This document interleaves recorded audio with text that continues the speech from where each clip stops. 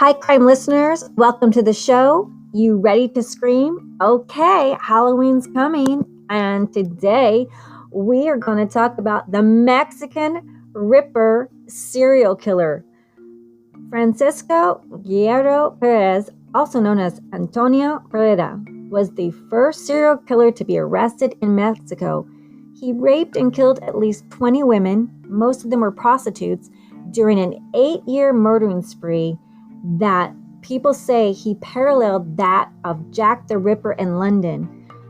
Francisco Perez is also known as El Chaquero, the Mexican Bluebird, the Consoldado River Strangler, and the Consoldado River Ripper, and even the Mexican Ripper. So they said he was very organized. He led a sedentary life. He was a missionary killer who was motivated by deep hatred of women.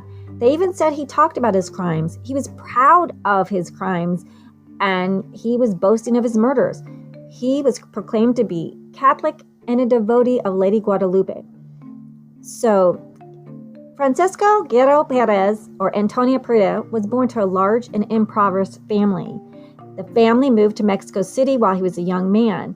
They said he was married, but while he was married, he would hire prostitutes, and he seemed to boast and like it, and he had no problem telling people about it. He did not keep it secret. They said that he bragged about his killings, but the neighbors who lived nearby were just too fearful, and they said they never reported his crimes, even though they knew about his horrific killings. So Guerrero killed 20 female prostitutes in Mexico between 1880 and 1888. That's 20 that they know of.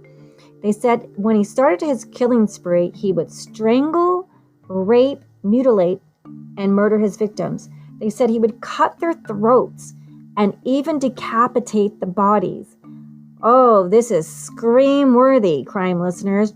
They said he even kept trophies like serial killers do. They kept jewelry, body parts, but this Guerrero would keep trophies of the body parts of the victims that he would cut out, and then he even threw their bodies in the Consuelo River, hence that's why he was called the Consuelo River Strangler or the Consuelo River Ripper. Oh, Jack the Ripper is probably pissed he's copying him, or maybe this guy copied him.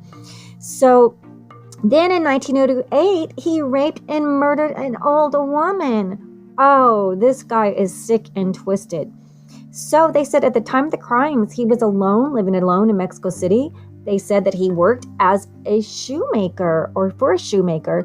And finally, he was arrested in 1908 and sentenced to death. And while waiting for his execution, he died of a brain hemorrhage in the La Caramberry prison.